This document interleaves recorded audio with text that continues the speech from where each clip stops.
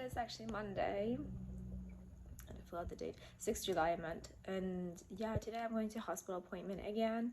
What they're gonna do is check again the blood test, and then they are going to do, yeah, they're gonna check my blood test again, and they're gonna do they're gonna check me out basically, and then we're gonna have chemo this Thursday and Friday, which I'm really freaking out, honestly.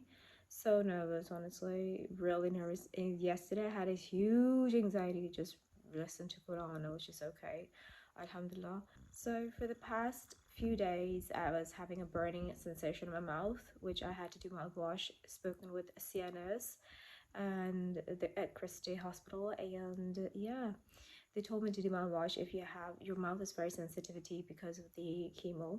That was actually the second week, this second week that just went. Yeah, I was actually dealing with lots of symptoms of that. By the way, I was dealing with a lot of side effects basically. My stomach still was hurting yesterday. I think I ate the wrong food, that my stomach was hurting me yesterday. I think too much dairy, too much problems in my stomach, and the bendamustine doesn't work with each other. Too much dairy does not work with each other. Anyway, I hope you're really well. As usual, we're waiting for the ambulance and the hospital ambulance to take us. We have been noticing that when we walk, we feel a bit like this, and it's a bit dizziness. I don't know what it is, but I've been noticing this every single day, which is a bit annoys me, and that's why I have not stepped outside since Monday, last week.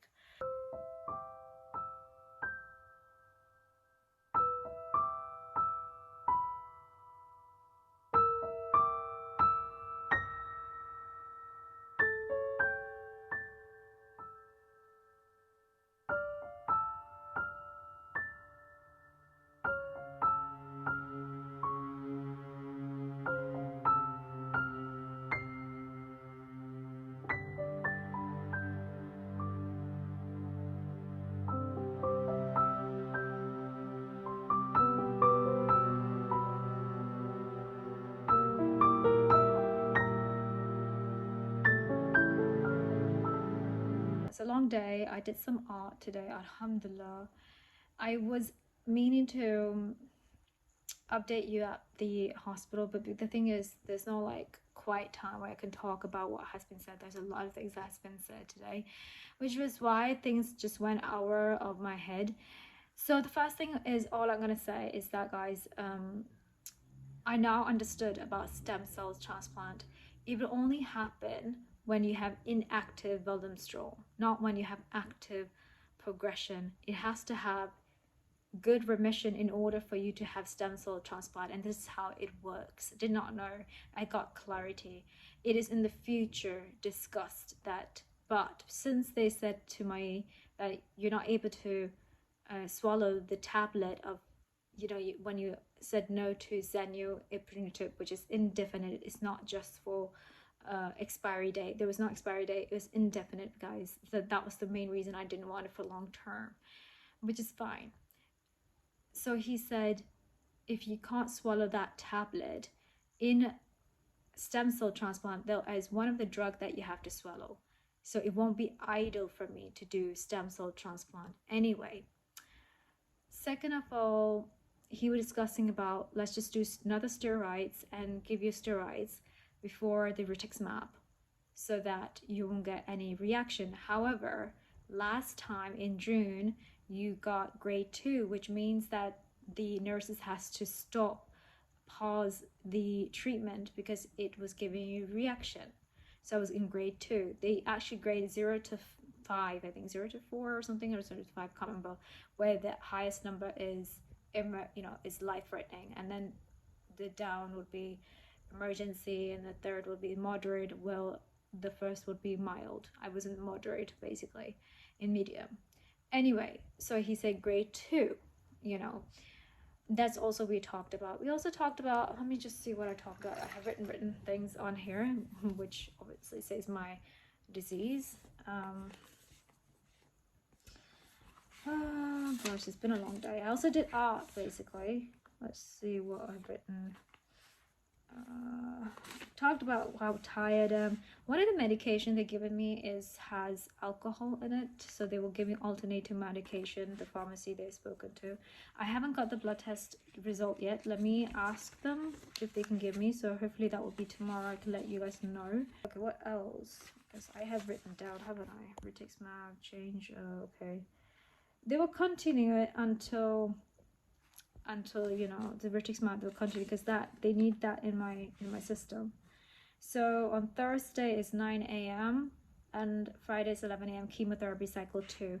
I have completed the first cycle despite not the rituximab working. And yes, I did cry because it was not working. I was just thought, but it's not my fault if things are not working, you know. Yeah. I didn't go to Maggie's this time. I just went to art class. Let me show you. Too young, like you're too young, girl. But cancer can happen in any age, by the way. Kept saying that your disease is very difficult as well. So many side effects from chemotherapy cycle 1, and I'm a bit scared. I wanted to cry, to be honest, while I was doing this art. I really wanted to cry. But yeah, it is an art room. You're not allowed to record anything because it's people's work, you know. See the information yourself. Guys, I got the blood test now. Finally, the hemoglobin is 112. Well, 115 is normally normal, so that's kind of good. I mean, alhamdulillah, bendamustine has worked. The platelets is 105, which explains why I have another bruising that I saw 2 days ago. Anyway, never mind for that. For the white blood cells is low, lymphocytes is low, 0.30, fair enough. The paraprotein, I mean the total protein paraprotein is 88. It's still high. Yes, I'm really scared on Thursday for chemotherapy. I've just not been myself, been crying day and night, honestly. You know when you're numb and you don't know, there's 1,000 things going on in your head, you don't know what you're doing exactly. I tend to forget things, and I write everything in my notebooks, or like journaling. Actually, you know, I actually do journaling so that I remember things, what I've written, so that, you know, I can ask questions. Because usually what happens is that I do ask questions, as already mentioned, like written a day before, and then come to them and then I can ask questions. The only thing I asked yesterday was more like, you know, is rituximab gonna work? And he said, you know, you were grade 2 last time. 18-19 June, that was the first cycle. It's completed. This is the second cycle that is approaching. I'm gonna be very honest. Last time I was with family and I had R-CHOP chemotherapy, which was very intense. It was not easy. It was very intense that there was a lot of side effects I had to deal with, even the post-chemotherapy side effects. This time I'm alone, and a lot of people keep asking me, how can you live alone when you have chemotherapy? But many people do tolerate really well. That depends on each person. Each body is different, as I say. Yes, I don't know. This time God has allowed me to be alone this time, and this time I am doing myself. Like, I've been told that I need someone to be around when it's chemotherapy, but look at me, living alone, taking care of myself. I did the first cycle by myself.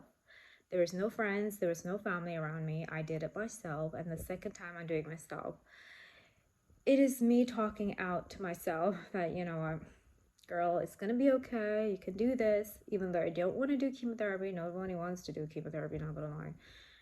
But, you know, the rituximab is a bit, I hope it doesn't strangle my throat. They say it's tightening your throat, if I need to say it in a different way, but it strangled my throat. Grade 2, moderate, where they had to pause it. They do put it slowly, you know, slow speed and everything. No need to be fast. And I did tell them I don't want fast speed, because that really, I mean, the fast speed would be more like saving your time and then getting out there earlier. But the more slow, the more it will take time, like 4 hours around to be completed with rituximab. It does take time. There's a lot of, I think they're going to add one more steroids in the beginning. I'm actually scared because there's so many medications that are going to go inside me, and I don't know how. I'm scared, okay? Like, I've been crying day and night. I'm just so sad. It stresses me.